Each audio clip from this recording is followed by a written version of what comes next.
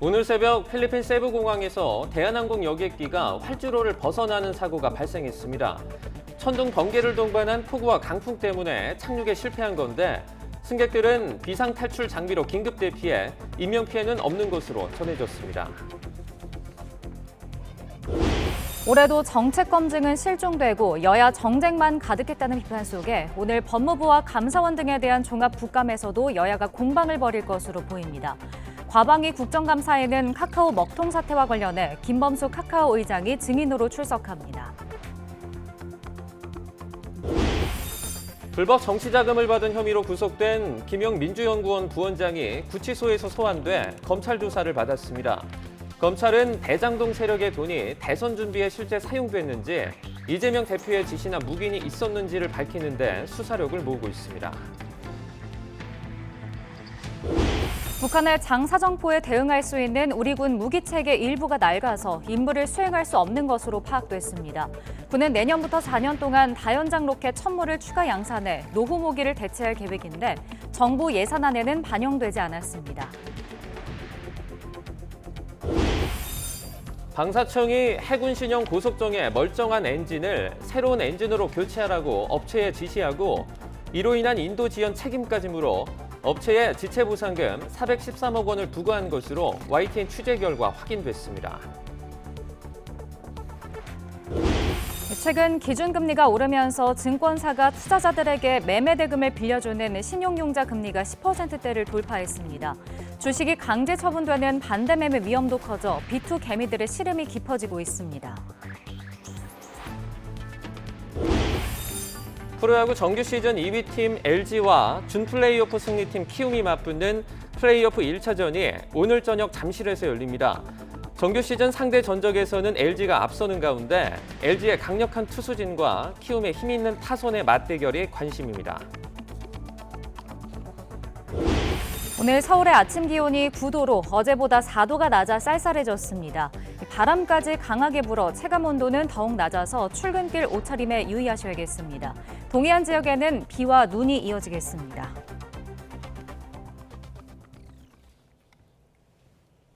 시청자 여러분 안녕하십니까? 10월 24일 월요일 굿모닝 YTN 2부 시작합니다. 네, 조금 전에 들어온 속보부터 전해드리겠습니다.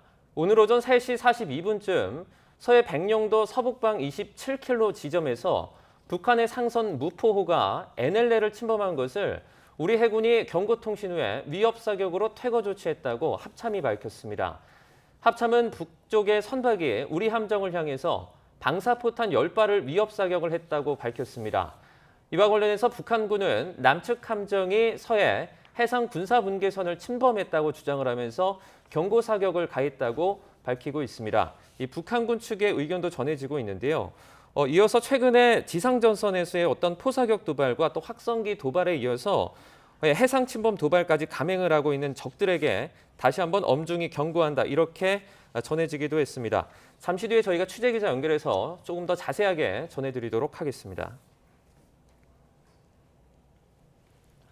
네, 다음 소식입니다. 필리핀 세부 공항에서 승객과 승무원 등 170여 명을 태운 대한항공 여객기가 활주로를 이탈하는 사고가 발생했습니다. 악천후 속에 착륙을 3차례나 시도하다가 사고가 났는데 인명피해는 없는 것으로 전해졌습니다. 보도에 정현우 기자입니다. 비행기가 활주로 바깥 숲을 사이 고꾸라져 있습니다. 앞부분도 찌그러졌고 옆면도 너덜너덜 찢겨나간 모습입니다. 사고가 난 여객기는 필리핀 세부 막탄 공항을 향하던 대한항공 KE631편. 어제 저녁 7시 20분쯤 인천공항을 출발해 4시간 만에 도착할 예정이었지만 착륙 도중 활주로에서 이탈했습니다.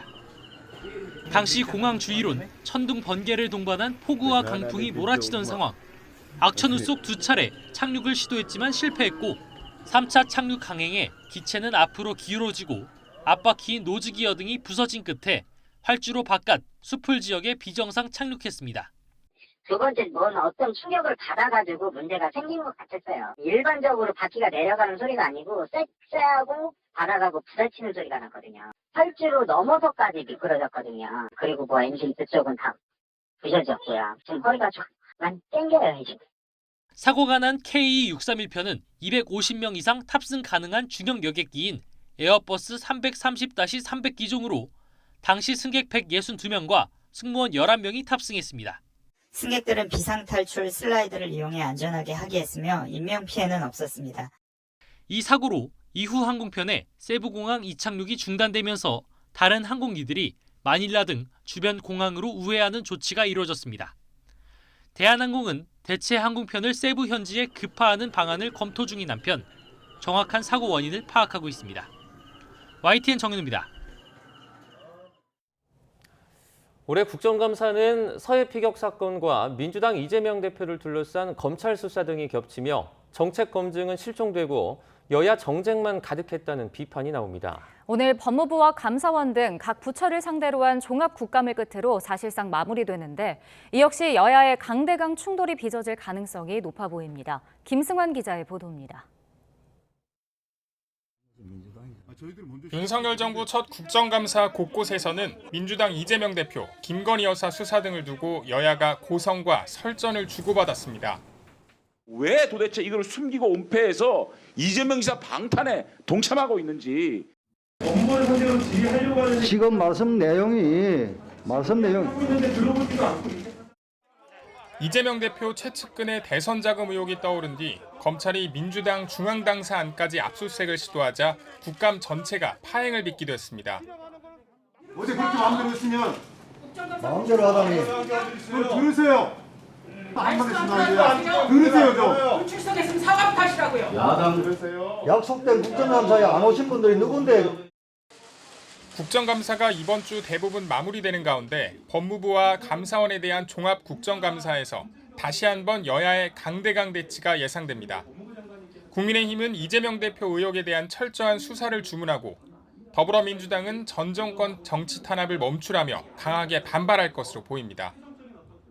더불어민주당이 계속해서 이런 압수수색을 방해하는 것이 정당한 것인지, 그리고 또 앞으로 그 부분을 어떻게 집행해 나갈 것인지에 대한 윤석열 정권 들어서서 전 정부와 이재명 대표에 대해서 표적 수사, 표적 감사들이 지금 이뤄지고 있는 모습입니다. 이러한 것이 다 정치 탄압이라고 하는 입장에서 강력하게 대응할 입장입니다.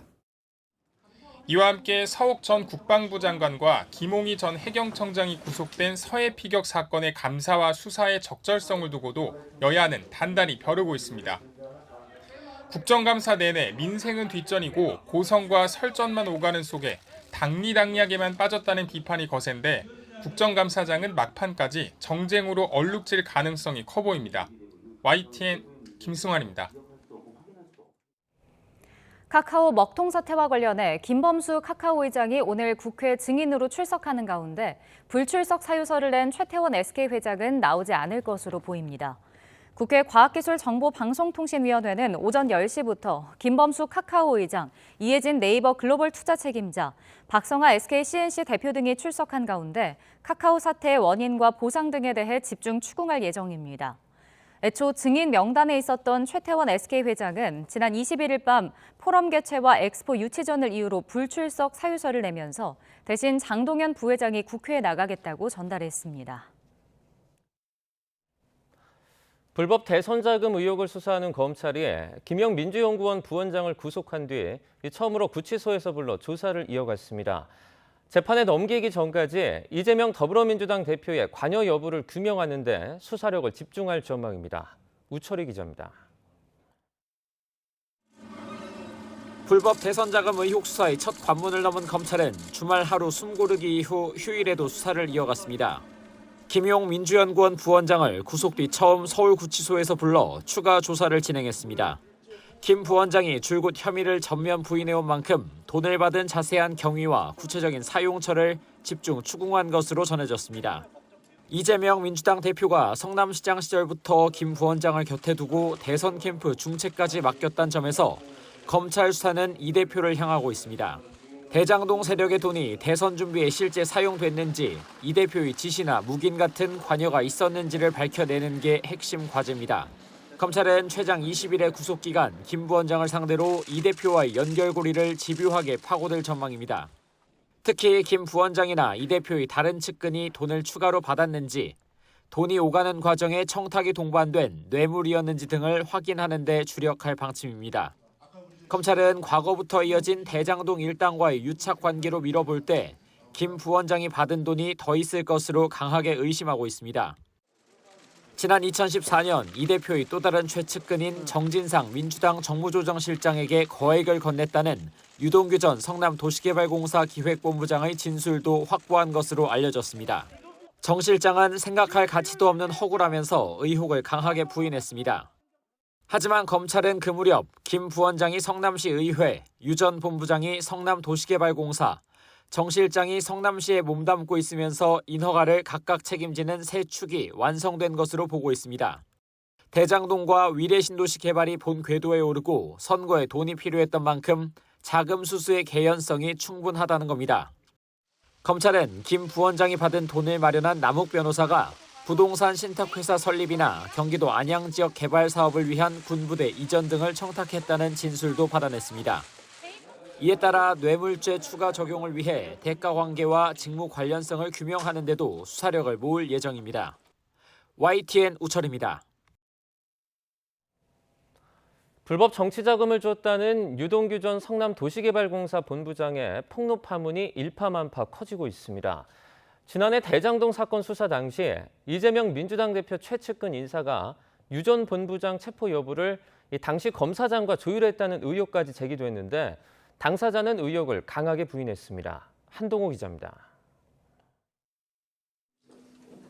지난해 10월 대장동 의혹의 핵심 인물로 떠오른 유동규 전 성남도시개발공사 본부장은 병원 응급실에서 진료를 받고 나온 직후 검찰에 체포됐습니다. 유 전 본부장이 소환 불응에 이어 병원 진료를 이유로 출석 시간을 미루자 체포영장을 발부받아 신병을 확보한 겁니다. 서울중앙지검의 대장동 전담수사팀이 꾸려지고 대대적인 압수수색이 이뤄진 지 불과 이틀 만이었습니다. 그런데 이 과정에서 이재명 민주당 대표 최측근 인사들이 유 전 본부장 체포 여부를 검찰과 조율했다는 의혹이 불거졌습니다. SBS는 유 전 본부장이 당시 김용 민주연구원 부원장에게 전화를 받았다는 진술을 검찰이 확보했다고 보도했습니다. 정진상 민주당 정무조정실장이 수사를 지휘하던 검사장과 얘기해 입원하면 체포하지 않기로 했으니 병원으로 가라는 취지로 김 부원장이 말했다는 겁니다. 해당 검사장으로 지목된 이정수 당시 서울중앙지검장은 보도 이튿날 입장문을 내고 전혀 사실이 아니라고 반박했습니다. 유 전 본부장과 정 실장, 김 부원장과 과거에는 물론 퇴직 후에도 일면식조차 없고 연락한 사실도 전혀 없다는 겁니다. 특히 병원에 입원하라고 한 사실도 식사나 술자리도 한 사실도 없다고 강조했습니다. 이 전 지검장은 대장동 사건을 지휘하며 신속하고 엄정하게 수사해야 한다는 생각으로 최선을 다했다며 계속되는 보도로 억측이 확산되지 않았으면 한다고 덧붙였습니다.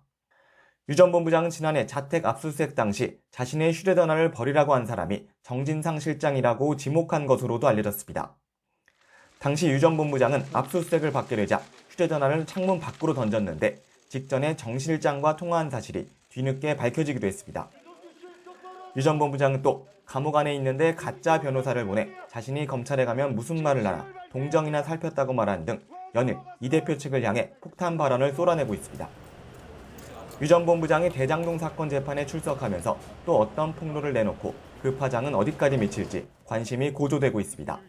YTN 한동우입니다.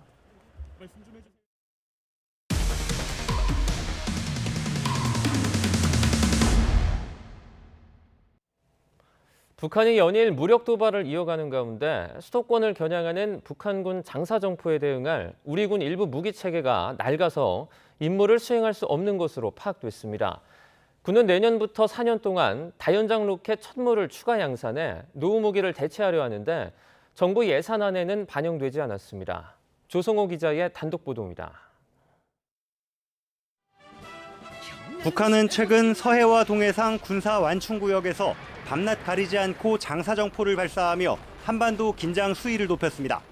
이란 북한의 계속되는 도발은 한반도는 물론 국제사회의 평화 안정을 해치는 행위로서 엄중 경고하며 즉각 중단할 것을 강력히 촉구한다. 북한이 700여 문 보유한 장사정포 사거리는 50에서 60km로 서울은 물론 안산과 성남까지 사정권에 들어와 수도권에 직접적인 위협입니다. 여기에 대응하는 주력 무기 체계가 상자처럼 생긴 발사대에서 로켓탄 여러 발을 동시에 쏴 적진을 초토화하는 다연장 로켓입니다. 230mm 천무를 중심으로 미국에서 들여온 MLRS, 우리 군 최초 다연장 로켓인 130mm급 구룡도 화력을 보태고 있습니다. 이 가운데 MLRS는 1998년부터, 구룡은 이보다 이른 1980년대에 배치된 낡은 무기 체계입니다. 상당수는 기준 수명인 25년을 이미 넘겼고, 특히 군이 보유한 구룡 18문 가운데 17문이 지난해 기술검사에서 운용 불가 판정을 받은 것으로 파악됐습니다. 이에 따라 군은 내년부터 오는 2026년까지 5,700억 원을 들여 천무를 추가 양산해 노후 무기를 대체한다는 계획을 세웠습니다. 하지만 국회에 제출된 내년도 정부 예산안에는 전혀 반영되지 않았습니다. 낡은 무기 체계를 대체하지 않고는 북한 장사정포 대응에 구멍이 뚫릴 수 있다는 우려에도 정부 대책은 안일하다는 지적입니다.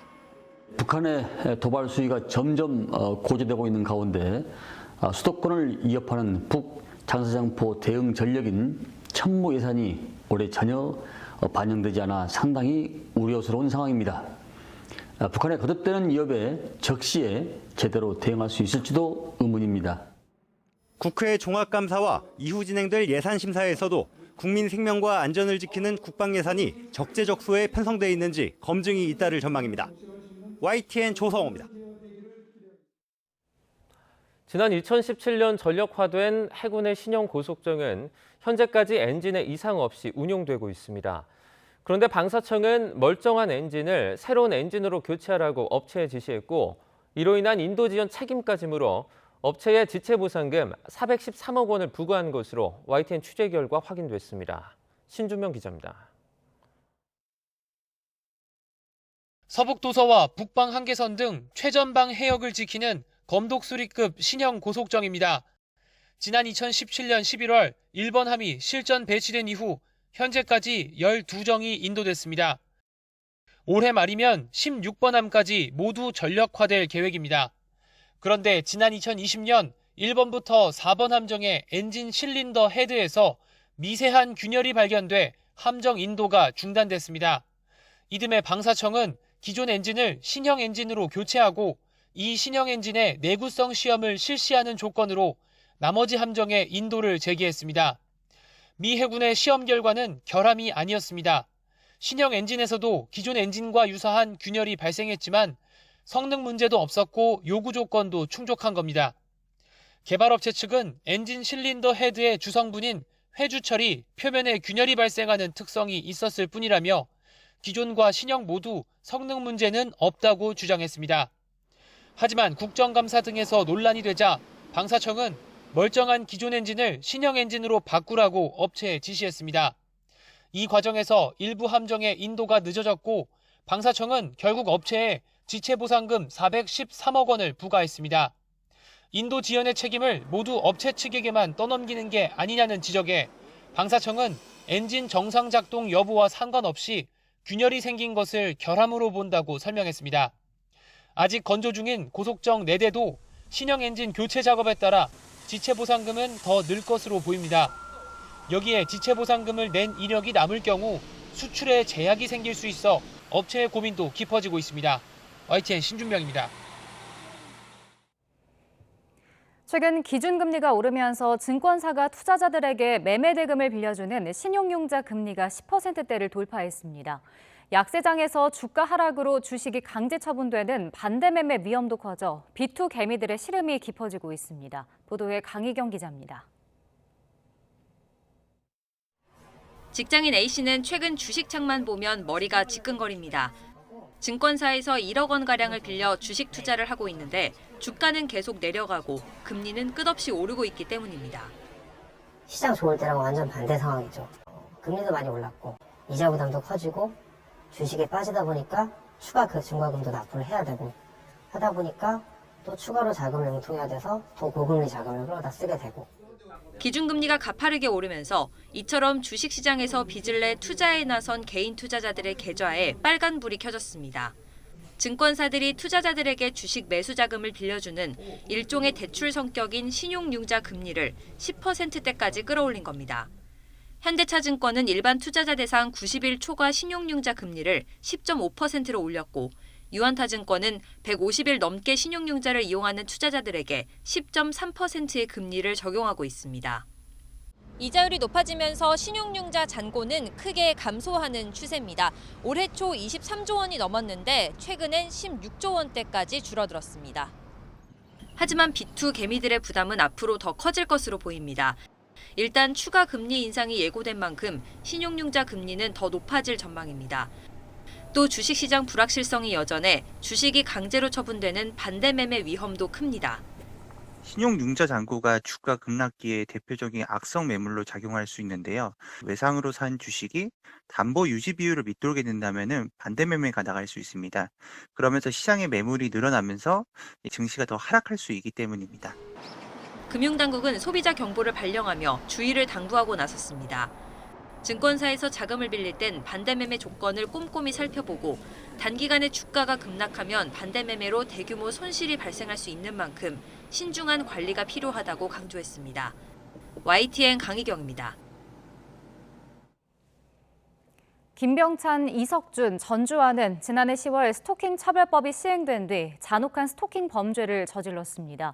법 시행 이후에도 피해 사례가 잇따르자 정부가 최근 반의사 불벌죄 폐지를 비롯해 스토킹 처벌법을 대폭 강화하기로 했는데요. 이 법 개정으로 스토킹 범죄 사각지대가 해소될 수 있을지 송재인 기자가 짚어봤습니다. 스토킹 범죄에 대해 벌금형 이상의 무거운 처벌을 할 수 있게 한 법안이 국회를 통과한 건 지난해 3월입니다. 최초 발의부터 통과까지 걸린 시간만 22년. 이미 수많은 피해자가 나온 이유였습니다. 하지만 법이 시행된 뒤에도 스토킹 범죄의 현실은 그리 달라지지 않았습니다. 전 여자친구를 흉기로 찔러 숨지게 신변보호 여성 살해 김병찬, 가족을 살해한 흥신소이용 가족 보복 살해 이석준, 스토킹 끝에 직장 동료 여성을 숨지게 한 최근 신당역 살해 전주환까지 스토킹 피해자들의 비극은 반복됐습니다. 결국 법무부는 시행 1년 만에 스토킹 처벌법에 대한 대대적인 수술을 예고했습니다. 먼저 가해자가 피해자와 합의하기 위해 스토킹을 지속하거나 거절당한 뒤엔 보복의 빌미가 되기도 하는 반의사 불벌죄를 삭제하기로 했습니다. 수사기관이 아니더라도 피해자가 직접 법원에 접근 금지를 요청할 수 있는 보호명령 제도를 스토킹 범죄에도 도입하고 잠정조치 위반에 대한 처벌도 강화했습니다. 스토킹 피해자가 국가로부터 안전한 삶을 보장받을 수 있는 방안을 마련하는 데 최선을 다하겠습니다. 대표적 독소 조항들이 일부 해소되긴 했지만 전문가들은 법으로 막지 못하는 스토킹 사각지대가 여전할 거라고 지적합니다. 스토킹하는 방식 자체가 복잡하고 다양해서 법의 유형별로 나눠 열거하는 방식으로는 빈틈이 계속 생길 수밖에 없다는 겁니다. 실제 법무부는 법안 개정을 예고하며 온라인 스토킹을 새로운 유형으로 추가했지만 위치 추적이나 해킹 등은 포함되지 않을 가능성이 큽니다. 어떻게든 피해자를 힘들게 하고 괴롭히려는 사람들이잖아요. 그럼 그런 것들이 법에 저촉되지 않는 행위가 뭐가 있을지를 저는 굉장히 연구할 가능성이 크다. 저는 괴롭히는 행위로 하면 어떨까 생각이 됩니다. 스토킹 범죄가 벌어지는 다양한 현장에서 피해자를 보호할 수 있도록 세부 장치를 마련해야 한다는 목소리도 나옵니다. 별거 중이거나 이혼 절차를 밟는 부부 등 가족 간 벌어지는 스토킹 범죄가 대표적인데 가정폭력 범죄엔 스토킹이 빠져 있어 수사 개시조차 제대로 안 되는 경우가 허다합니다. 부부 사이에서 이 스토킹 행위라고 보는 것이 맞는가, 좀 직장에서 퇴근하기를 기다리면서 조금 더 얘기를 나누고자 하는 이 남편의 어떤 이 절박한 마음이 이것이 범죄 행위인가라고 좀 판단하기 어려울 것이다라는 생각이 드는 거죠. 직장 내 스토킹에 대해서도 적극적이고 신속한 대응 체계를 갖추려면 사업주 책임을 강화해야 한다는 지적도 나옵니다. 무엇보다 스토킹은 곧 범죄라는 사회적 인식 제고가 예방의 첫걸음인 만큼 교육 의무화 등을 담은 스토킹 피해자 보호법 제정이 시급해 보입니다. YTN 송재인입니다. 고 이해람 중사사건 특검이 기소한 전익수 공군 법무실장의 첫 재판이 오늘 열립니다. 서울중앙지방법원은 오늘 특정범죄가중처벌법상 면담 강요 혐의로 기소된 전 실장의 1차 공판준비 기일을 엽니다. 전 실장은 지난해 7월 자신의 직무유기 혐의를 수사하던 군 검사에게 직접 전화해서 구속영장 기재 사실이 잘못됐다고 추궁하는 등 위력을 행사한 혐의를 받습니다. 이른바 고발 사주 의혹을 받는 손준성 검사의 정식 재판이 오늘 시작됩니다. 서울중앙지방법원은 오늘 공무상 비밀 누설 등 혐의로 기소된 손 검사의 첫 공판을 엽니다. 오늘 재판에는 황희석 전 열린민주당 최고위원과 시민보 뉴스타파 기자, 장인수 MBC 기자가 증인으로 출석할 예정입니다.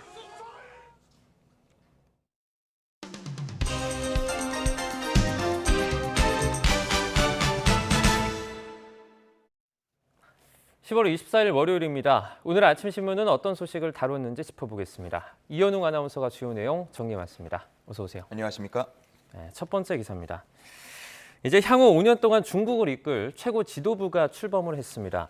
그런데 단순히 향후 5년뿐만이 아니라 또 시진핑의 1인 지배 체계를 완전히 구축했다, 이런 평가를 받고 있어요. 네, 그렇습니다. 이 대부분 말씀해 주신 내용과 비슷하게 기사들이 전해지고 있었는데요. 네. 특히나 지금 보는 중앙일보를 포함해서 여러 신문들은 1인 천하라는 표현을 쓰면서 이번 시진핑 정권 3기 구성을 설명하고 있었습니다. 네. 지금 사진을 보시면요, 중국 신임 최고 지도부 7명이 순서대로 기자회견장에 입장하는 모습인데, 시진핑 국가주석을 필두로 리창, 자오러지, 왕후닝 등이 차례로 들어오자 현장에서는 기자들의 놀라움의 탄성이 터져 나왔다고 합니다. 네. 기사 표현을 그대로 빌리면요, 100% 시진핑 친위대를 연상케 하는 측근 일색의 인사였기 때문이라고 합니다. 한편 당대회 폐막식 도중 후진타오 전 주석이 퇴장한 것을 두고도 다양한 해석이 나오고 있다는 기사도 있었는데요. 네. 1인 체제를 완성한 시진핑 주석이 당 원로의 간섭을 막기 위해 경고 차원에서 강제로 퇴장시킨 것 아니냐는 해석도 있다고 했고요. 또 반대로 후진타오 전 주석이 자신의 좌정격인 리커창 총리 등이 상무위원은 물론 중앙위원회도 탈락을 하니까 항의 표시로 자진 퇴장한 게 아니냐는 주장도 함께 제기된다고 했습니다.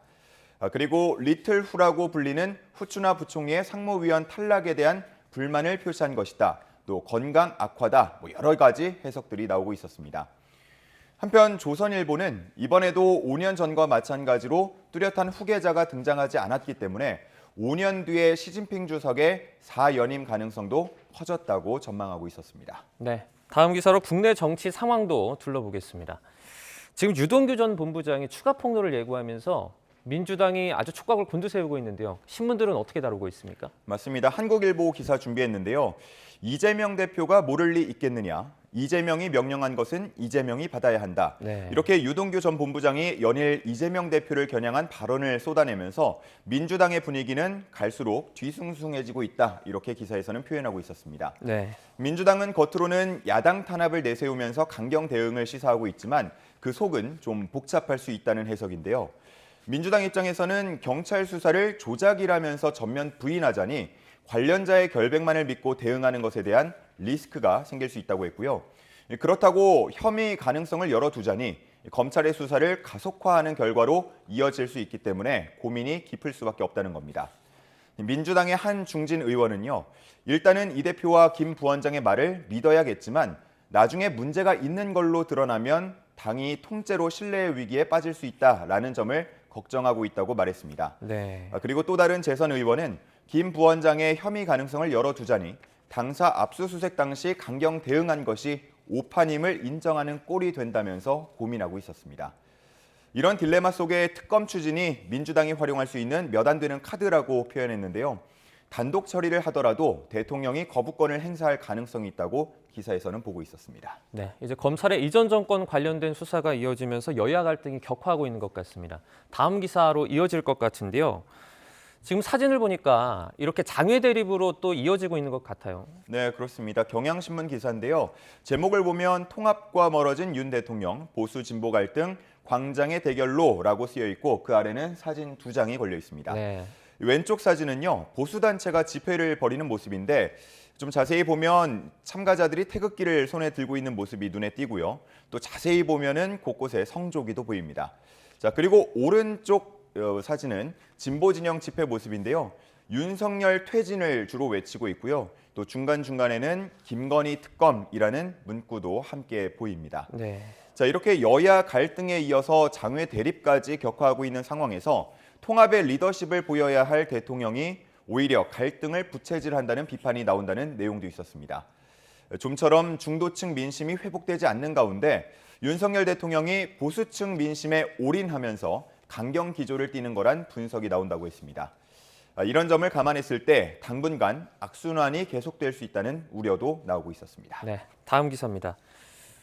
최근에 해외 관광이 점차 활성화하고 있지 않습니까? 그런데 제목을 보니까 한국인을 노린 셋업 범죄가 다시 고개를 든다라는 내용이 있어요. 이 셋업 범죄가 의미하는 게 뭡니까? 네, 한국일보 기사 보면서 설명을 드리겠습니다. 네. 여기서 말하는 셋업 범죄는 미리 어떠한 대상을 정하고 그 대상을 함정에 빠뜨려서 석방을 대가로 금품을 요구하는 방식의 범죄를 얘기합니다. 네. 대표적인 예가요. 미성년자를 의도적으로 관광객에게 접근시켜서 성매매를 하게 하고 경찰 신고를 빌미로 돈을 뜯어내는 수법이 있다고 합니다.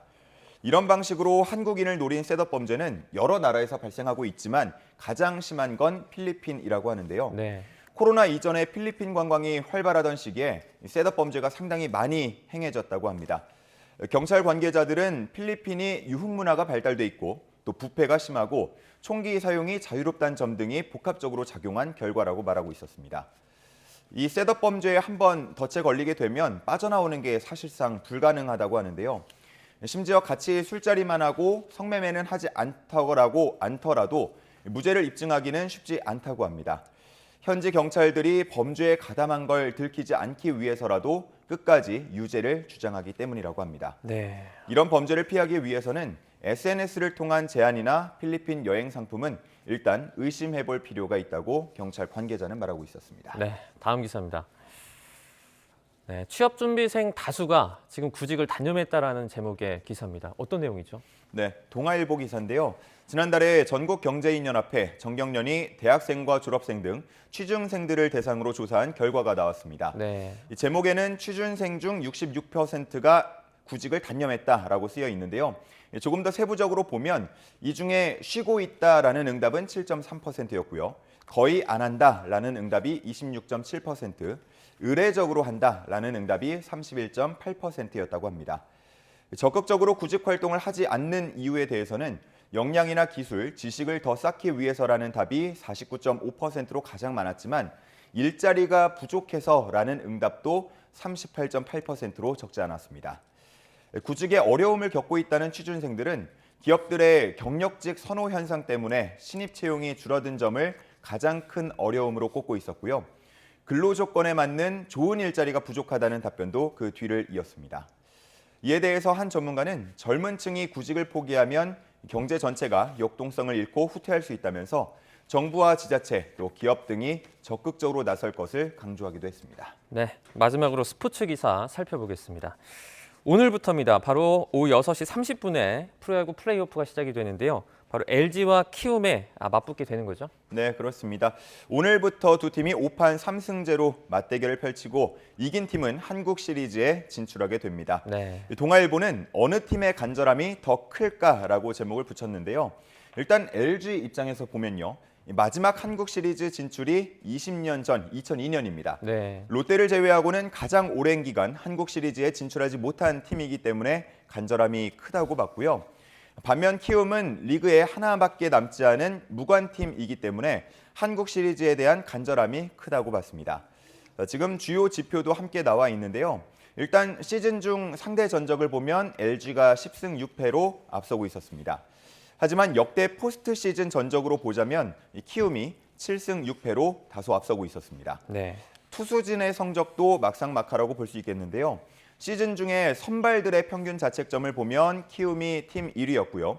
또 구원 투수들의 평균 자책점으로 보면 LG가 1위였습니다. 한 야구 통계학 사이트에서는 마무리 투수가 중요한 열쇠 중에 하나가 될 거라고 분석하기도 했는데요.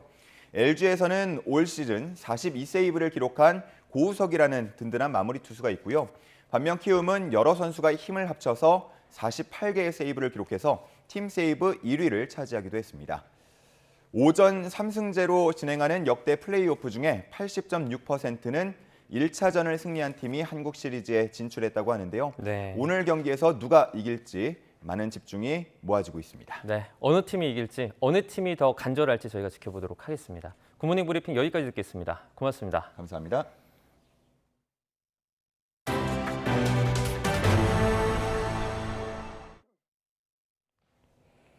네, 앞서 속보로 전해드린 내용인데요. 오늘 새벽 서해상에서 북한 선박이 NLL을 침범한 데 대해 우리 군이 위협 사격을 통해 퇴거 조치했다고 밝혔습니다. 하지만 북한은 오히려 남한의 함정이 선박 단속을 구실로 해상군사 분계선을 침범했다고 주장했는데요. 취재기자 연결해서 자세히 알아보겠습니다. 신준명 기자. 네, 통일외교안보부입니다. 네, 새벽 시간에 긴박한 상황이 벌어진 것 같은데 자세히 전해주시죠. 네, 합동참모본부는 오늘 새벽 3시 40분쯤 서해 백령도 서북방에서 북한 상선 한 척이 북방한계선 NLL을 침범했다고 밝혔습니다. 이에 우리 군은 경보통신 및 경고사격으로 상선을 NLL 이북으로 퇴거시켰습니다. 군은 해당 선박이 NLL을 넘은 행위를 침범으로 보고 경위를 파악하고 있습니다. 앞서 올해 3월에도 백령도 인근 해상에서 북한 선박 한 척과 이를 쫓던 경비정 한 척이 NLL을 침범하는 상황이 발생했습니다. 그런데 북한은 남측 함정이 NLL을 먼저 침범했다고 주장하고 있습니다. 북한 조선인민군 총참모부는 오늘 대변인 명의 발표에서 오늘 새벽 3시 50분쯤 남조선 괴뢰해군 2함대 소속 호위함이 불명 선박 단속을 구실로 백령도 서북쪽 20km 해상에서 아군 해상 군사분계선 2.5km에서 5km를 침범하고 경고 사격을 하는 해상 적적이 제기됐다고 밝혔다고 조선중앙통신이 보도했습니다. 총참모부는 서부전선 해안 방어 부대들의 감시와 대응 태세를 철저히 갖추라고 지시하고 새벽 5시 15분 해상 적정 발생 수역 부근에서 방사포탄 10발을 발사해 적함선을 강력히 구축하는, 그러니까 몰아내는 초기 대응 조치를 취하도록 했다고 주장했습니다. 그러면서 24일 새벽 5시 15분 용현군 일대에서 사격방위 270도 방향으로 10발의 위협 경고 사격을 했다고 설명했습니다. 이어 최근 지상 전선에서의 포사격 도발과 확성기 도발에 이어 해상 침범 도발까지 감행하고 있는 적들에게 다시 한번 엄중히 경고한다고 덧붙였습니다. 우리 군 당국은 아직 북한군 총참모부의 주장에 대한 입장은 밝히지 않고 있는데요. 추가 속보 상황 등이 파악되는 대로 다시 전해드리겠습니다. 지금까지 통일외교안보부에서 전해드렸습니다. 서울시가 서울의 중심 가로인 광화문 용산 한강까지 구간을 녹지 공간으로 본격 조성합니다. 오세훈 서울시장이 서울과 비슷하게 녹지 확대를 추진하고 있는 프랑스 파리의 샹젤리제 거리를 방문해 구체적인 구상을 밝혔습니다. 차유정 기자의 보도입니다. 파리의 샹젤리제 거리. 일직선으로 뻗은 가로수가 낭만적인 분위기를 연출하는 이 거리는 세계에서 가장 아름다운 거리로 알려졌습니다. 그런데 자동차와 관광객들이 점점 붐비면서 이곳이 소비와 매연의 중심지로 전락했다는 비판의 목소리가 커졌습니다. 결국 파리시가 이 거리를 시민 중심의 녹지 공간으로 탈바꿈하겠다고 선언했습니다. 하루 6만 대가 넘는 차량이 달리던 8차선 도로는 4차선으로 줄입니다. Je pense que la ville de Paris est très polluée aussi, mais c'est pour ça que c'est très bien d'apporter des espaces verts dans Paris. 없앤 도로 공간은 보행로와 정원으로 꾸밉니다. Les effets attendus de ce projet sont de rendre plus verte, plus fraîche l'été, plus attractive cette grande avenue historique et donner à tout le monde l'envie d'y aller. 파리를 방문 중인 오세훈 서울시장이 이곳을 찾아 녹지화 사업 계획을 청취했습니다. 오 시장은 비슷한 사례 공유를 통해 자신감을 얻었다면서 서울 도심 녹지화에 속도를 내겠다고 밝혔습니다. 우선 광화문에서 서울역 한강까지 7km 구간의 녹지 조성을 본격적으로 추진합니다. 파리의 샹젤리제 거리처럼 서울을 대표하는 중심가로의 위상을 높이고 활력을 불어넣겠다는 취지입니다. 광화문에서 시작해서 서울역 용산 한강에 이르기까지 7km의 국가 상징 가로를 비롯해서 선형 녹지 공간을 대폭드린다 하는 것은 바로 착수할 생각입니다. 9차로는 6차로로 줄이고 보행폭은 최대 1.5배 확장하며 보행 단절 공간에는 횡단보도를 조성할 예정입니다. 서울시는 시민들이 어디서든 자연을 느끼고 휴식을 취할 수 있도록 서울 전역을 녹지 공간으로 연결할 계획입니다. 프랑스 파리에서 YTN 차유정입니다. 러시아 국방장관이 우크라이나가 재래식 폭탄에 방사성 물질을 채운 이른바 더티밤을 쓸까 봐 우려된다고 말했습니다. 이에 대해 미국 백악관은 명백한 허위 주장이라고 반박했습니다. 보도에 김원배 기자입니다. 러시아 국방부는 세르게이 쇼이구 국방장관이 미국과 영국, 프랑스 그리고 튀르키예 국방장관과 연쇄 전화 통화를 했다고 밝혔습니다. 쇼이구 장관은 영국과 프랑스 그리고 튀르키예 국방장관과의 통화에서 우크라이나가 분쟁지에 더티밤을 쓸까 봐 우려된다고 말했습니다. 더티밤은 재래식 폭탄에 방사성 물질을 가득 채운 일종의 방사능 무기를 말합니다. 러시아의 핵무기 사용 위협에 대해 국제사회가 불안해하는 상황에서 러시아는 오히려 우크라이나의 도발 가능성에 대해 우려를 표시한 것입니다. 러시아 국방부는 이러한 주장을 뒷받침할 증거를 제시하지 않았고 더 구체적인 내용은 공개하지 않았다고 외신들은 전했습니다.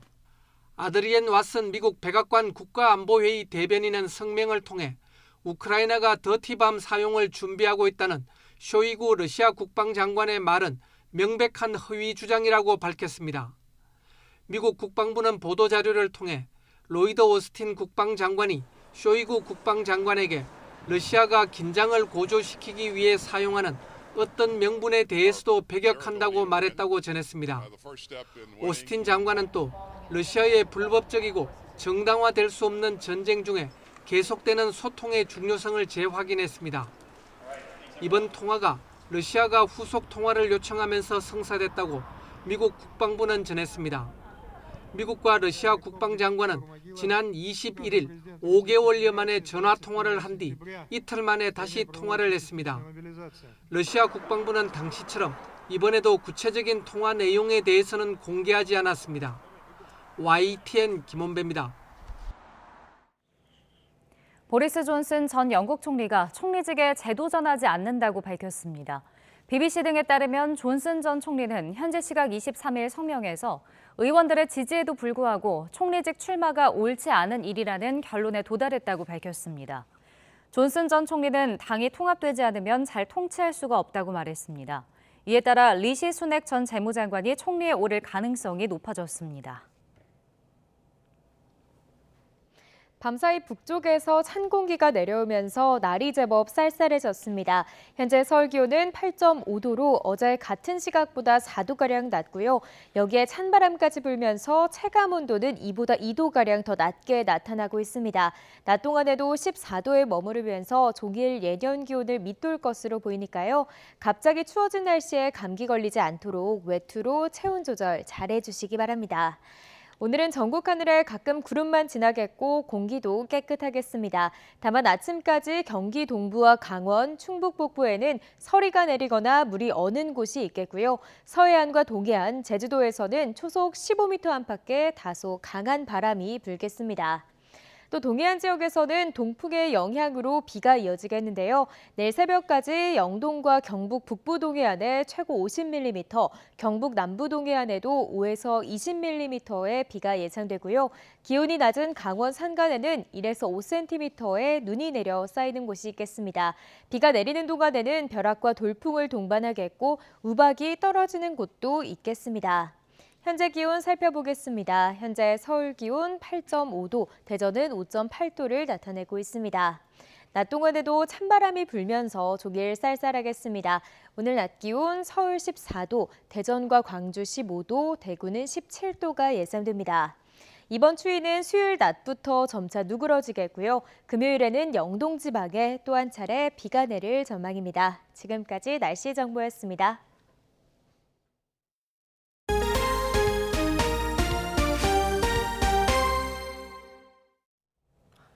윤석열 정부의 첫 국정감사가 사실상 마무리되는 가운데 내일 윤석열 대통령의 국회 시정연설을 시작으로 예산 전국이 막을 올립니다. 민주당은 대장동 특검을 수용하라며 시정연설 보이콧까지 검토하고 있는데 국민의힘과 대통령실은 일축하고 있습니다. 보도에 조은지 기자입니다.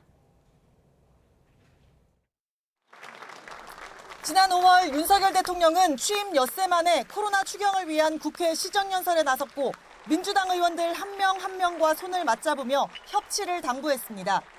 그리고 5달 윤석열 정부 내년도 예산안을 설명하는 내일 시정연설은 반쪽으로 냉랭하게 진행될 가능성이 큽니다. 민주당은 윤 대통령이 국회를 무시하고 끊임없이 야당을 탄압하고 있다며 비속어 논란과 압수수색에 대한 대통령 사과 없인 시정연설을 용인할 수 없다고 밝혔습니다. 이 XX라는 표현에 대해서 국회를 무시하고 모욕한 거 아니겠습니까? 이 법에 대한 정면 부정인 것이죠. 대통령의 시정연설에 순순히 응할 수가 없습니다. 구체적으로 어떻게 거부할 것인지에 대해서는 대통령의 진정성 있는 화답이 있는지 없는지를 먼저 살펴보고 판단을 하겠습니다. 맞불 간담회를 자청한 국민의힘은 시정연설은 듣기 싫으면 듣지 않는 내용이 아니라 국회법에 명시된 책무라고 받아쳤습니다.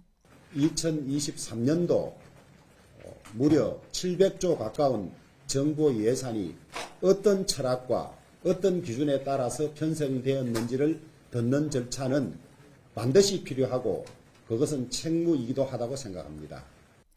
대통령실도 국회법은 예산안에 대해 정부의 시정연설을 듣는다고 규정하고 있다며 여야의 원만한 합의를 촉구했습니다. 나날이 격화하는 전국 속에 윤석열 정부가 짠 예산안의 첫 단추 시정연설부터 이처럼 가시밭길인데 살림살이 내용도 평행선이 불가피해 보입니다. 대통령실은 출범 5달 만에 내놓은 새 로고 CI의 핵심을 용산 집무실로 내세울 만큼 용산 이전에 대한 자부심이 대단합니다. 용산 대통령실 집무실을 형상화함으로써 용산 시대의 개막과 힘찬 도약을 나타내고자 했습니다. 하지만 계획 단계에서 포기한 영빈관 신축 등 청와대 이전에 따른 후속 예산을 두고 여야 치열한 줄다리기가 예상됩니다. 정부 예산안에는 문재인 정부의 역점 사업인 지역사랑 상품권과 한국판 뉴딜 사업 등도 대폭 삭감돼 민주당은 날을 세우고 있습니다. 민주당은 윤 대통령을 상대로 나날이 공세 수위를 높이고 있지만 대통령실은 야당 비판에 일일이 반응하면 정부 정책 자체가 정쟁화될 우려가 있다며 대응을 애써 자제하는 모습입니다. YTN 조은지입니다. 윤석열 정부 첫 국정감사가 이번 주에 대부분 마무리되는 가운데 오늘 각종 현안 수사와 감사원의 서해 피격 사건 감사 등과 관련해 여야가 공방을 벌일 것으로 보입니다. 국회 법제사법위원회는 오늘 오전 10시 한동훈 법무부 장관과 최재 감사원장 등을 상대로 종합 감사를 벌입니다. 이번 국감에서는 더불어민주당 이재명 대표와 김건희 여사 수사, 서해 피격 사건 수사, 감사 등에 대한 여야의 대치가 이어질 전망입니다. 고용노동부가 파리크라상과 샤니 등 SPC그룹 내 식품 계열사 전체에 대해서 강력 기획 감독에 들어가는 등 특단의 조치에 나섰습니다. SPC뿐만 아니라 위험한 식품 기계를 보유한 전국 13만 5천 개 사업장을 대상으로 오늘부터 6주간 안전조치 이행 여부를 집중 단속합니다. 보도에 이승윤 기자입니다. 계열사 제빵 공장에서 근로자가 숨진 뒤 재발 방지를 약속하며 대국민 사과에 나섰던 SPC그룹. 저희 회사는 이와 같은 일이 재발되지 않도록 안전사고 방지 대책 및 안전관리 개선에 총력을 기울이고 있습니다. 그런데도 근로자가 다치는 사고가 또 발생하자 노동당국이 SPC그룹의 식품 계열사에 대해 특단의 조치에 나섰습니다. 고용노동부는 SPC그룹 내 식품 원료 계열사를 상대로 강력한 산업안전 보건기획 감독에 나서 현장 유해 위험 요인과 안전보건관리 체계 등 구조적인 원인을 점검, 개선 지도하기로 했습니다. 감독 대상은 SPC 삼립과 파리크라상, 비알코리아, 샤니, 호남샤니, 에스팜, 설목장, 샌드팜, 호진 지리산 보천, 오션뷰팜, SPL, SPC팩 등으로 사고가 난 SPL에서 SPC 계열사의 70%에 달하는 그룹 내 전체 식품, 원료 계열사로 확대된 셈인데 이번 주 중에 불시에 감독이 이루어질 예정입니다. 정부는 SPC 그룹뿐만 아니라 식품 혼합기 등 위험한 기계 장비를 보유한 전국 13만 5천 개 사업장을 대상으로도 오늘부터 오는 12월 2일까지 6주간 안전조치 이행 여부를 집중 단속합니다.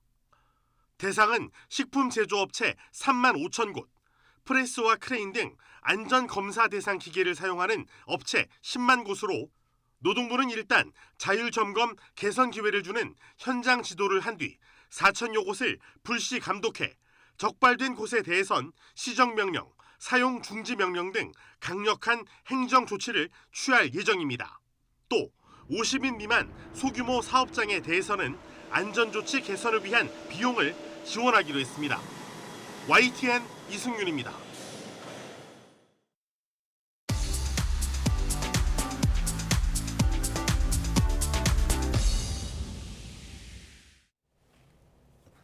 경제 소식을 빠르게 알려드립니다. 오늘 굿모닝 경제는 이인철 참 좋은 경제연구소장과 함께하겠습니다. 어서 오십시오. 어서 오세요. 네, 급격한 기준금리 인상 그리고 지금 강원도 레고랜드 채무 불이행 사태 때문에 정부가 어제죠 긴급 비상회의를 열었습니다. 그러니까 기업들이 이제 돈이 돌지 않아서 힘드니까 돈을 조금 풀겠다 이런 취지죠. 맞습니다. 기업들이 이제 자금을 조달하는 수단은 이 회사채를 발행하는 게 가장 크고요. 네. 그다음에 이제 상장사라면 뭐 유상증자를 통해서 하긴 합니다. 그리고 이제 비상장사라면 기업 공개를 통해서 자금을 조달하는데 이 시장들이 모두 막혀 있습니다. 말씀하셨던 것처럼 강원랜드가 이제 레고랜드 이 채무 불이행 사태로 촉발됐던 트리거가 됐죠. 지금 어느 정도냐면 물론 뭐 금리도 많이 오르긴 했습니다만 회사채 발행 시장이 너무 급격하게 냉각되고 있는데요. 네. 지금 신용도가 좋은 AA 등급의 3년 만기 무보증 우량 회사채로 꼽히는데 이게 5% 중반, 6% 육박하고 있는데요. 네. 연초만 하더라도 2% 중반이었습니다. 그러니까 이제 사려는 사람이 없다. 미달 사태가 나타나고 있다는 거고요. 우량 회사채라고 얘기했기 때문에 A등급 이하의 경우에는 미매각 사태가 속출하고 있습니다. 여기다가 이제 CP는 단기어음이라고 해서 91일짜리 단기 자금 조달의 창구라고 할 수 있는데 CP 시장도 더 심각한데요. 연초에 1%대였던 CP 금리가 지금은 4.2%까지 뛰었습니다. 네. 이게 이 4%를 넘어선 건 글로벌 금융위기 당시였던 2009년 말 이후 13년 만에 처음인데요. 특히 문제가 되고 있는 건 이제 PF, 부동산 PF입니다. 부동산 개발 이제 프로젝트 파이낸싱 이 상황 부실이 중소건설사는 물론이고 여기다 돈줄을 댔던 증권사들, 중소증권사들까지 이제 부도 루머가 나돌고 있는 상황이거든요. 네. 이처럼 이제 단기 자금 조달 시장이 이제 굉장히 경색 현상을 보이니까 어제 경제금융시장들이 모였습니다.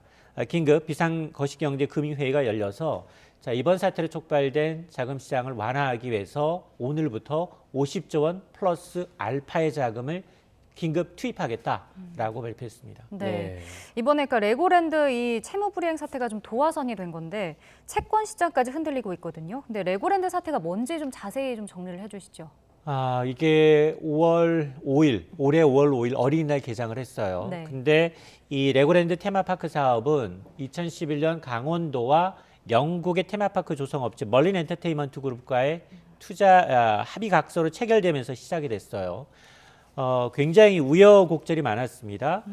문화재 발굴부터 시작해서 사업자금 갱사, 예산 이제 부족까지 착공 11년 만에 완공은 돼서 문을 열었는데 네. 문제는 그동안 투입된 돈입니다. 세계에서 두 번째 규모이고요. 그리고 아시아에서 가장 큰 규모로 레고랜드는 개장을 했지만 문제는 강원도 산하 공기업인 강원도 중도개발공사가 이 레고랜드 개발 비용을 조달하기 위해서 강원도에 보증을 받아서 채권을 발행을 했는데 이달 말 만기가 돌아온 지난달 말 만기가 돌아온 이 채권에 대해서 강원도가 갑자기 2,050억 원에 달하는 만기를 갚지 못하겠다라고 입장을 밝힌 겁니다. 네. 결국 이달 초에 부도 처리가 됐고요. 강원도 지자체가 지급 보증한 국고채마저 이제 이 부도가 났다? 이러자 지금 회사채 시장에서는 그러면 일반 회사채는 뭘 믿고 사겠느냐라는 불안감이 커진 겁니다. 네. 논란이 확산되자 강원도는 다시 이제 번복을 했죠. 2,050억 원에 대한 예산을 편성해서 내년도 1월 말까지는 갚겠다라고 얘기했지만 시장은 이미 신뢰를 잃어버린 상황입니다. 네. CP 금리 굉장히 커졌고요. 금리 상승폭이 커지면서 지금 뭐 기업의 자금질이라고 하는 회사채 시장 거의 이제 발행이 잘 안 되고 있는 상황입니다. 네. 지금 정부 대책을 보면 50조 원을 시중에 풀겠다 이렇게 말을 하고 있는데 그러면 어느 곳에 어떻게 풀겠다는 의미입니까 이게? 그렇습니다. 좀 나눠서 살펴볼 필요가 있는데 오늘부터 당장 채권시장 안정펀드를 가동합니다.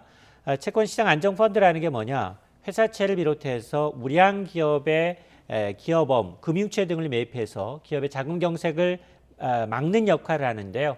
1999년 대우 사태를 비롯해서 2008년 글로벌 금융위기 당시 가장 최근에는 2020년 코로나19 확산 당시의 충격에 대응하는 과정에서 최대 20조 원 규모로 조성된 바가 있는데 그 당시 남은 재원 1조 6천억 원이 있습니다. 이걸 오늘부터 가용자원을 투입해서 회사차 CP 매입에 사용을 하고요.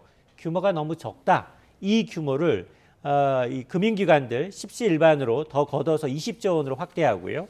두 번째가 산업은행과 기업은행의 이 정책금융기관이 회사채 매입 규모도 당초보다도 2배 정도 더 늘려서 16조 원 규모로 확대합니다. 세 번째는 이제 부동산 PF 지원을 위해서 한 10조 원을, 또 유동성 위기에 처한 증권사를 위해서 3조 원을 각각 지원하게 되고요. 네 번째는 이번 사태를 촉발한 게 지자체 보증어음이에요. 어제 추경호 경제부총리가 뭐라고 얘기했느냐? 지자체가 보증하고 있는 자산유동화 기업 어음에 대해서도 모든 지자체가 지급보증 의무를 성실히 이행할 예정이다. 라면서 쐐기를 밝았어요. 이 얘기는 레고랜드발 이제 보증 이행 거부에서 발생한 이 경색 시장을 좀 차단하겠다라는 건데 현재 13개 지자체에서는 약 26개 프로젝트 1조 700억 원 상당의 보증이 지금 진행되어 있는 상황인데 대부분 산업단지 조성을 위한 사업인 것으로 알려지고 있습니다. 근데 뭐 시장 불안을 잠시나마 좀 해소할 수는 있다 하더라도 지금 뭐 고금리라든지 경기 침체 우려가 계속되고 있는데 이게 뭐 근본적인 해결책이 될 수 있을지 효과가 어느 정도 있을지 좀 궁금한데요. 그렇습니다. 50조 원 풀어서 회사채 사주고 긴급 프로젝트 PF 보증 확대해주면 뭐 건설사들 그리고 중소형 증권사들 단기 자금 시장 경색에는 도움이 될 수 있습니다. 그러나 문제는 크게 한 3-4가지 정도로 요약이 되는데요. 우선 규모 측면에서 50조 플러스 알파라고는 얘기했어요. 그런데 이미 부동산 프로젝트만 100조 원이 넘습니다. 거의 단기까지 합치면 150조 원 규모여서 그리고 신뢰가 너무 무너졌고요. 그리고 고금리가 이어지고 있는 상황에서 과연 공적 자금 투입으로 이게 막을 수 있겠느냐 이런 부분이 하나가 있고요. 또 하나는 회사채 시장은 이제 수요와 공급 시장에서 지금 공급이 넘쳐나고 있습니다. 당장 한전 올해 적자만 30조 원이에요. 한전은 회사채를 여기서 발행해야 합니다. 그리고 산업은행, 기업은행도 마찬가지고 사실상 국가가 보증하고 있는 공공기관의 채권 발행이 예정돼 있어요. 여기에다 후순위로 밀립니다. 민간 기업들의 경우에는, 금융체의 경우에는. 그러니까 채권시장 경색의 주원인은 이미 발행 예정돼 있는 물량이 너무 많다라는 거고요. 세 번째는 정책의 미스매치예요. 지금은 자금 경색 때문에 정부는 돈 풀겠다는 거 아니겠습니까? 여기에다가 한국은행 물가를 잡기 위해서 지금 금리를 올려야 하는 상황이거든요. 자, 이러다 보니까 이런 정책적 미스매치도 문제거니가 또 하나는 사실상 국민 세금으로 조성된 정책 자금으로 지금 사실상 건설사하고 증권사를 지원하는 형태예요. 이에 대해서 논란을 피하기는 좀 어려워 보인다. 자, 근본적인 문제 해결 없이 이 때문에 언발에 오줌 누기식 대응을 하고 있는 게 아니냐라는 우려의 목소리도 나오고 있습니다. 지금 최근에 그 공사를 재개했던 둔촌주공 같은 경우에는 유동성 위기를 맞았다는 소식이 전해지고 있습니다. 지금 사업비 구하기에 실패해서 건설사들이 뭐 대출금 지금 7천억 원 정도 되는 규모를 나눠서 내야 할 처지에 놓였다고 하는데요. 상당히 수익성이 보장됐다는 평가를 받았었는데 어떻게 이런 일이 발생했습니까? 맞습니다. 이제 부동산 프로젝트라는 게 신용을 담보로 하지 않아요. 이 미래의 분양 수익을 담보로 하기 때문에 둔촌주공은 단군일의 최대 건설 사업이에요. 누구라도 갖고 싶어하는, 누구라도 입주하고 싶어하는 거거든요. 그럼에도 불구하고 지금 뭐 조합 시공단 간 이제 갈등 때문에 6개월 정도 건설 중단됐었죠. 지난 17일 공사가 재개되긴 했는데 문제는 사업비 조달 문제가 또 난항입니다.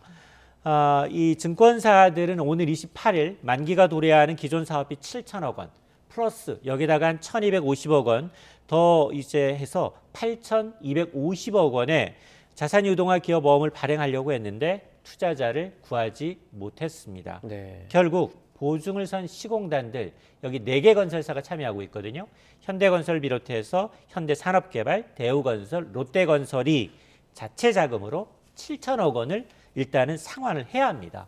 그리고 내년 초 일반 분양 예정돼 있는데 건설사들 그때까지는 이제 공사비를 건설사들이 자체 자금으로 이제 조달해야 되는 상황인데 4대 건설사가 7천억 원에 대해서 적게는 1,600억 원, 많게는 2천억 원 가까이를 분배해서 상환을 해야 되는데 문제는 이 얘기는 뭐냐? 일단 내년 일반 분양가가 오를 수 있다는 거예요. 이렇게 회사채 시장의 찬바람이 결국 소비자한테도 전가된다는 게 문제가 있고 또 하나는 여기 롯데건설이 시공 능력으로 따지면 8위예요.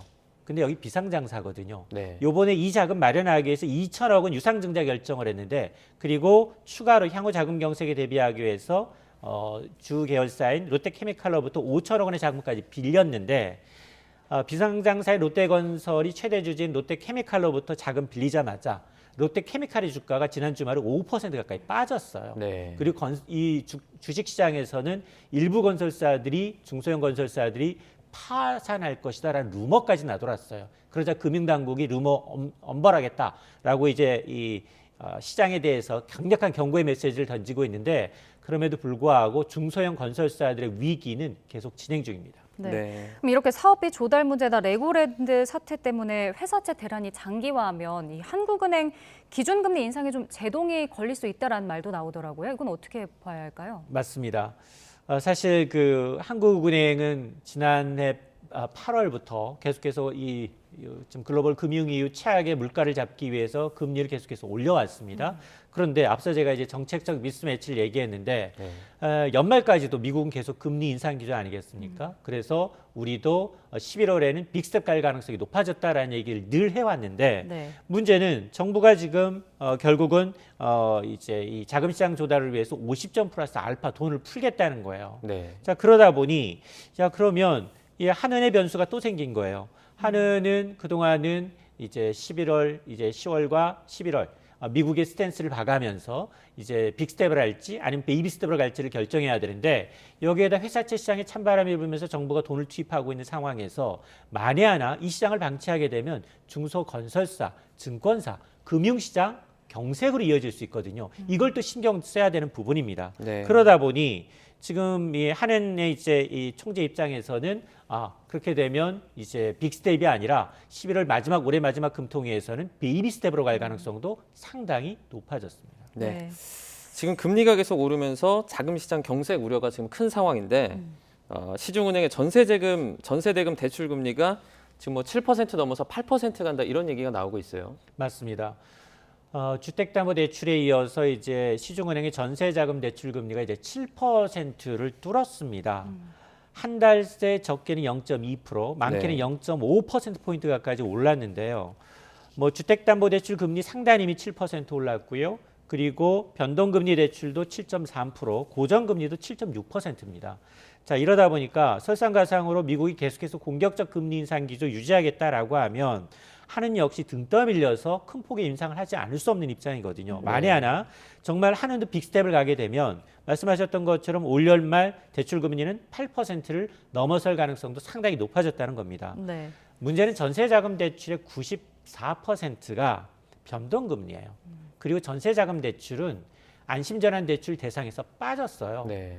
정부가 지금 고정금리로 갈아탈 수 있는 기회를 주는데 전세자금 대출은 제외입니다. 자, 그러다 보니까 만에 하나 정말 다음 달에도 한국은행이 큰 폭으로 금리를 올릴 경우 전세대출 금리가 추가로 오르게 되면 서민들의 주거비 부담은 더 가중될 수밖에 없는 상황입니다. 네. 지금 또 증권사들이 투자자에게 주식 매수 자금을 빌려주는 신용융자 이자율은 10%대에 달한다고 합니다. 뭐 개인 투자자들의 부담이 이만저만이 아닐 것 같은데요. 맞습니다. 금리가 올랐다 하더라도 거기다 가상금리를 덧붙여서 신용융자 금리 10% 넘었다는 게 좀 과하거든요. 네. 지금 이 신용융자 금리라는 건 증권사들이 이제 투자자들한테 주식 매수 자금 빌려주는 일종의 대출 성격인데요. 네. 이게 두 개 증권사에서 이미 10%대를 넘어섰습니다. 물론 이자율이라는 게 이용 기간, 고객 등급에 따라 조금은 달리 적용이 되겠지만 현대차, 유한타증권의 경우에는 90일 초과하거나 150일을 초과하게 되면 두 자릿수 10% 넘게 지금 이자를 챙기고 있고 네. 이외 증권사들도 9%대예요. 거의 뭐 10%에 육박하고 있다는 겁니다. 자, 그러다 보니 특히 많은 투자자들이 이렇게 뭐 30일, 뭐 90일 이렇게 이용하지 않고 대부분 7일 이하 단기로 이용하거든요. 이런 단기 신용거래 융자도 지금 7%대예요. 자, 그러다 보니까 이자율이 높아지게 되면 신용융자 잔고, 빚내서 투자하는 건 줄어들 수밖에 없습니다. 네. 실제로 올해 초 한 23조 원대에 이르렀던 신용융자 잔고 금액이 한 30% 가까이 준 건 맞아요. 근데 문제는 뭐냐? 주가가 떨어지게 되면 담보 유지 비율이 떨어져요. 담보 유지 비율이 140%를 맞추지 못하면 증권사들이 임의대로 강제 매각, 이른바 반대 매매에 들어가거든요. 이런 반대 매매 계좌 수가 지금 주가가 급락하면서 3배 가까이 늘었거든요. 그러다 보니까 이례적으로 금융감독당국이 이런 반대 매매에 대비하라라는 이제 이 경고, 주의를 당부하고 나섰는데 아마 상당 부분 개인 투자자들이 이제 물려서 주가에 물린 데다 비투했다면 이중고를 보고 있는 상황입니다. 네, 이제 뭐 금리가 많이 오르는데 빌려서 투자한 분들 정말 좀 힘드실 것 같습니다. 한 주간 뉴욕 증시도 전망해 보겠습니다. 이번 주에 미국의 대표 기업들이 지금 3분기 실적을 발표하죠. 그렇습니다. 지난 주말 뉴욕 증시가 너무 좋았어요. 네. 이유를 들어보니까 주요 지수가 2%대로 큰 폭으로 올랐는데요. 네. 연말 금리 인상이 좀 둔화될 수 있다라는 걸 시사하면서 그야말로 안도 랠리였습니다. 국채금리, 그동안 고공행진하던 국채금리가 뚝 떨어졌어요. 네. 주간 상승폭으로는 6월 이후 4개월 만에 최대를 기록하고 있는데 월스트리트저널이 뭐라고 보도했느냐. 11월 FOMC 회의 정례회에서 한 번에 0.75%포인트 자이언트 스텝 금리 인상 단행한 이후 12월에는 자이언트 스텝이 아니라 빅 스텝으로 갈 가능성이 있다. 이제는 이제 금리 인상 속도가 좀 둔화될 수 있다라는 보도가 나왔어요. 네. 실제로 샌프란시스코 연방준비은행 총재가 뭐라고 얘기했느냐. 계속해서 영원히 자이언트 스텝 갈 거라고 생각하지 않는다. 이제는 단계적인 축소에 대해서도 얘기를 시작할 때다라고 얘기했거든요. 네. 자, 그래서 지수가 많이 올랐는데 이번 주는 본격적인 어닝 시즌입니다. S&P 500개 기업 가운데 150개 기업, 30% 기업이 여기 지금 몰려 있는데요. 가장 주목해야 될 건 시가총액 1위 기업 애플, 그리고 구글에 모여서 알파벳, 마이크로소프트, 아마존 등이 실적 발표를 예견하고 있습니다. 네. 여기서 지금 애플을 잘 봐야 돼요. 애플은 지금 애플의 신제품 출시가 잘 안 먹히고 있어요. 네, 식사가 잘 안 됐죠. 그래서 잘 안 돼서 생산량 줄이고 있거든요. 네. 거기에다가 지금 내년에 사업 계획을 좀 축소하고 있거든요. 그러니까 이제 금리 인상의 후폭풍이 IT 기업들, 특히나 애플은 사업장이 대부분 해외에 있어요. 그러니까 해외에 있다는 얘기는 이렇게 달러 강세의 영향을 잘 못 받는다는 얘기거든요. 네. 본국으로 돌아오는 달러가 좀 줄어들지 않겠습니까? 자, 그러다 보니까 이런 기업들의 실적 발표를 좀 봐야 되고, 또 하나는 이번 주는 미국 이외에도 일본 중앙은행, 캐나다 중앙은행, 유럽 중앙은행의 통화정책 회의가 있습니다. 여기서 유럽을 좀 주시해 봐야 돼요. 네. 유럽 중앙은행이 오늘 27일 통화정책 회의를 앞두고 있는데 유럽의 물가가 지금 2자릿수예요. 이걸 감안하게 되면 유럽이 자이언트 스텝 0.75%포인트 금리 인상 가능성도 있습니다. 네. 네. 그런가 하면 우리나라 주요 기업들도 이번 주에 3분기 실적을 발표하는데 상당수가 이 시장 예상치를 밑돌 것으로 예상이 된다고요. 맞습니다. 외부 변수는 좀 잠잠해졌어요. 일단은 미국의 국채 금리도 내리고 영국의 금융 불안도 조금 해소되고 있는데 문제는 국내 요인이 만만치가 않아요. 지금 국내 레고랜드발 회사채 시장 경색이 주식 시장으로 연결되고 있거든요. 중소건설사, 중견 이제 이 증권사, 여기다 리츠라고 하는 복합 상품까지도 영향을 받고 있습니다. 물론 어제 정부가 이제 긴급하게 자금 투입을 결정했기 때문에 시장이 어떻게 반응할지는 좀 지켜봐야 되겠는데 이번 주부터 본격적인 실제적인 어닝 시즌입니다. 24일 현대차를 비롯해서 25일엔 기아차가 26일에는 SK 하이닉스를 비롯해서 LG 디스플레이, 삼성전기 등이 27일에는 삼성전자가 지지난주 발표한 거는 가이던스였고요. 실제 실적은 27일 발표가 되고요. 8일에는 LG전자가 예정이 돼 있는데 반도체 업종은 이미 한파가 심해요. 실제 메모리 가격 내리고 있고요. 지금 감산해야 된다는 얘기까지 나오고 있는 상황이고 삼성전자의 잠정 영업이익이 32% 줄어들었는데 SK 하이닉스는 반도체 사업만 올인하고 있어요. 그러다 보니까 아마 거의 영업이익이 절반 수준으로 떨어질 것이다라는 예고가 나오고 있고요. 가전도 좋지 않습니다. 전 세계 경기 둔화 침체로 가전이 잘 안 팔려요. 특히 기대하고 있는 건 이제 배터리 업체들이거든요. 배터리 업체의 경우에는 지금 그나마 전기차가 굉장히 잘 팔리고 있기 때문에 배터리 업체인 LG 에너지 솔루션이라든가 삼성 SDI의 경우에는 매출과 영업이익이 2자릿수 이상 늘어날 것으로 보이고 자동차 업체들도 그다지 썩 이제 좋을 것 같지는 않아 보여서 일단 이제 실적 장세를 좀 기대를 해봐야겠습니다. 네, 알겠습니다. 여기까지 듣겠습니다. 오늘 굿모닝 경제 이인철 소장과 함께했습니다. 고맙습니다.